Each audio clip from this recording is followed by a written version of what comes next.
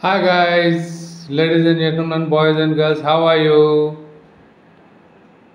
तर आता ह्या वर्षीच्या IPLचा थरार आता अंतिम टप्प्यात पोचला आहे. काल पहिली क्वालिफायर झाली. पहिली क्वालिफायर चुरशीची होईल, जरा मॅचमध्ये मजा येईल असं वाटलं होतं, पण तसं काही झालं नाही. ती अगदीच एकतर्फी झाली. कलकत्त्याने हैदराबादला आरामात हरवलं. कालच्या सामन्यामध्ये श्रेयस आणि मिच मार्श या दोघांनी दाखवून दिलं की they are big match players. आजपर्यंत त्यांचा काही एवढा परफॉर्मन्स चांगला झालेला नव्हता, पण जेव्हा संघाला गरज होती तेव्हा त्यांनी आपला खेळ उंचावला आणि आपल्या संघाला फायनलमध्ये घेऊन गेले. SRHचं असं आहे की SRHची जी मदार आहे ती पूर्णपणे त्यांच्या आघाडीच्या फळीवर आहे. त्यांची आघाडीची फळी चालली तर मग त्यांना कोणी थांबवू शकत नाही. त्यांची आघाडीची फळी जर फेल गेली तर मग त्यांच्यासाठी विषय संपलेला असतो. काल अगदी असंच झालं. काल ट्रॅव्हिस हेड आणि अभिषेक दोघेही 0 आणि 3 असे स्वस्तात आऊट झाले. तेव्हाच जवळजवळ मॅचचा रिझल्ट आलेला होता. आता आजचा जो सामना आहे that is a royal battle. आत्ता सामना चुरशीचा होईल आणि धावांचा पाऊस पडेल असं वाटतं. धावांचा पाऊस पडू दे नाही पडू दे, सामना चुरशीचा व्हायला हवा.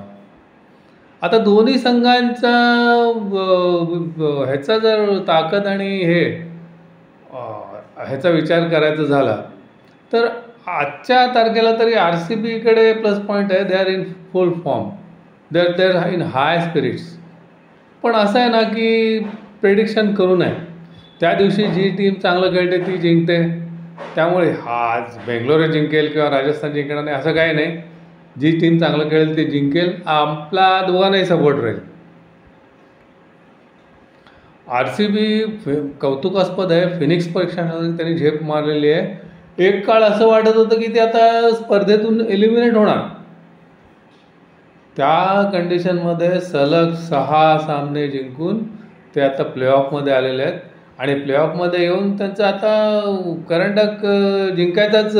त्यांचं विराट कोहलीला एक गिफ्ट द्यायचं असं त्यांच्या टीमचं एकंदरीत दिसतंय प्लॅनिंग. बघूया काय होतं आहे.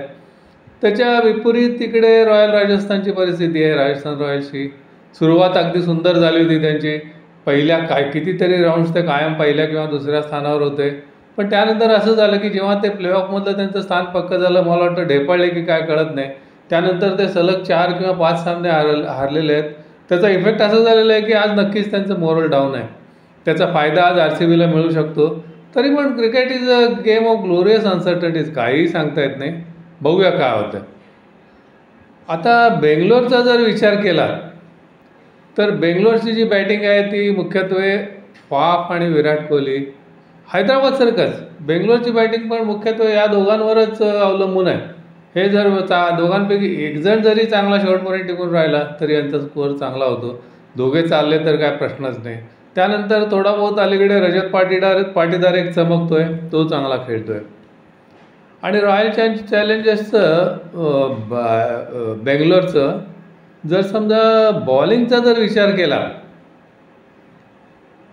तर बॉलिंगमध्ये त्यांच्याकडे सिराज आणि यश दयाल या दोघांवरती त्यांचा बॉलिंगचा जो आहे अटॅक आहे तो अवलंबून राहणार आहे. संतुलित आहे टीम, दोन्ही टीम संतुलित आहेत. आता आजचे सामना जो आहे ना तो मुख्यत्वे राजस्थान रॉयल्सची बॉलिंग आणि बेंगलोरची बॅटिंग असाच राहणार आहे. जी टीम चांगलं खेळेल ती जिंकून जाईल. आता राजस्थान रॉयल्सचा जर विचार केला तर राजस्थान रॉयल्सच्या फलंदाजीची भिस्त जी आहे ती मुख्यत्वे करून सॅमसनवरच आहे. सॅमसनला जयस्वाल कितपत साथ देतो बघायला लागेल. त्यानंतर रेयान परागी अतिशय फॉर्मात आहे, सुंदर खेळतो आहे. आणि मध्ये थोडी जर प्रत्येकाने जर आपापलं कॉन्ट्रीब्युशन दिलं तर राजस्थान रॉयल्सचा स्कोअर चांगला होऊ शकतो. आता जयस्वालचं जर म्हणायला झालं तर त्याचंही काय ही स्पर्धा फारशी अगदी चांगली झालेली नाही आहे. थोडा कधी खेळला कधी नाही खेळला, पण त्याच्या पोटेन्शियलला त्यांनी न्याय दिला आहे असं नाही वाटत. आज त्याच्यावर पण जबाबदारी आहे की he is a big match player हे सिद्ध करून दाखवायची. तसंच राजस्थानची जी बॉलिंग आहे ती अप्रतिम आहे. बोल्टचं वैशिष्ट्य असं आहे की या स्पर्धेमध्ये बहुतेक सामन्यामध्ये त्यांनी पहिल्या ओव्हरला विकेट घेतलेली आहे. आज जर तसं झालं तर विराट किंवा पाप जाणार, बेंगलोर अडचणीत येऊ शकतं. बघूया काय होतं आहे.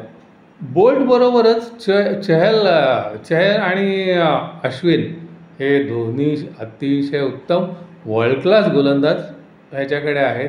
त्यांच्यावर त्यांची भिस्त गोलंदाजीवर राजस्थानची भिस्त राहणार आहे. एकंदरीत दोन्ही संघ संतुलित आहेत. आता लेवल ऑफ कॉन्फिडन्स म्हटलं तर थोडं मोरल हाय आहे बेंगलोरचं, पण काही सांगता येत नाही. आता आज अहमदाबादला धावांचा पाऊस पडेल, ठीक आहे, धावांचा पाऊस पडू दे नाही पडू दे, सामना चुरशीचा होईल अशी आपण अपेक्षा बाळगूया आणि बघूया काय होतं आहे. तर मित्रांनो, तुम्हाला हा व्हिडिओ जर आवडला असेल तर माझं चॅनल सबस्क्राईब करा, लाईक करा, शेअर करा.